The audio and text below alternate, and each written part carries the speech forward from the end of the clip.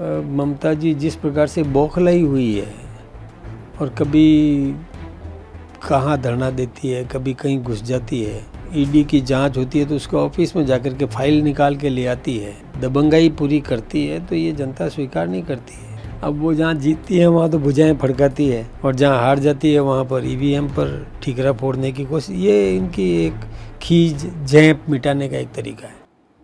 देखिए, कल हालांकि सभी का ध्यान बंगाल की तरफ, पश्चिमी बंगाल की तरफ है। पश्चिमी बंगाल में इस बार परिवर्तन होगा और निश्चित रूप से भारतीय जनता पार्टी की सरकार बनेगी।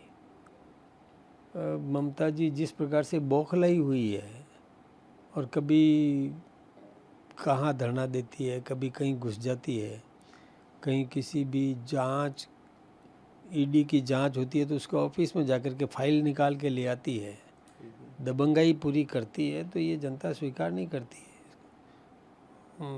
वास्तव में।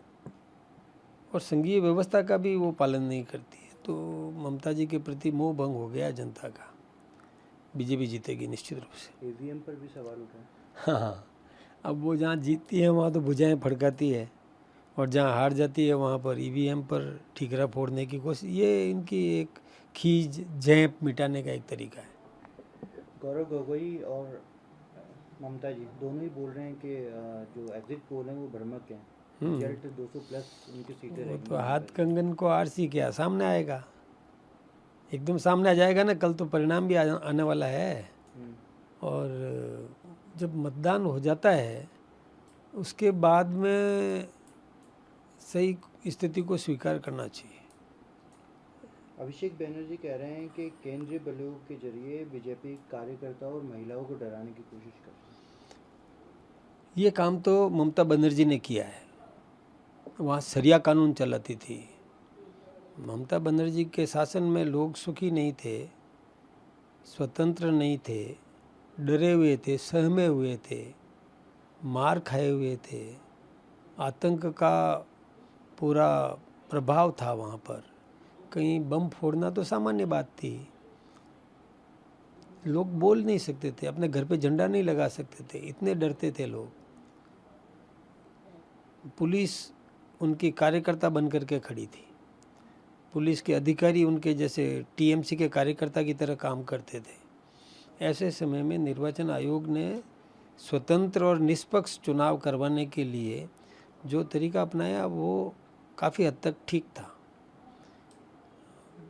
फिर भी दबाव तो स्थानीय सरकार का रहता ही रहता है। जो सरकार चल रही है, अधिकारी जो काम कर रहे हैं, उनका थोड़ा अपर हैंड तो वैसे भी रहता ही है।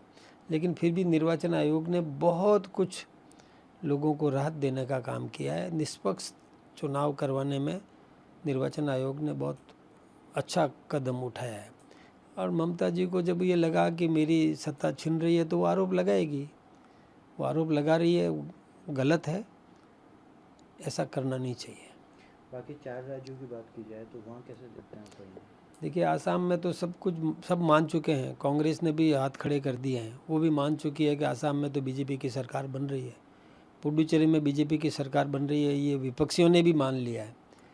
तमिलनाडु में हम एआईएडीएमके के साथ मिलकर के चुनाव लड़ रहे हैं, तो वहाँ पर भी हमारी बहुत अच्छी स्थिति है और हो सकता है कि हम वहाँ पर आगे आ जाएं। रही बात केरल की, तो हम पहले से बहुत मजबूत स्थिति में वहाँ उभर के आएंगे।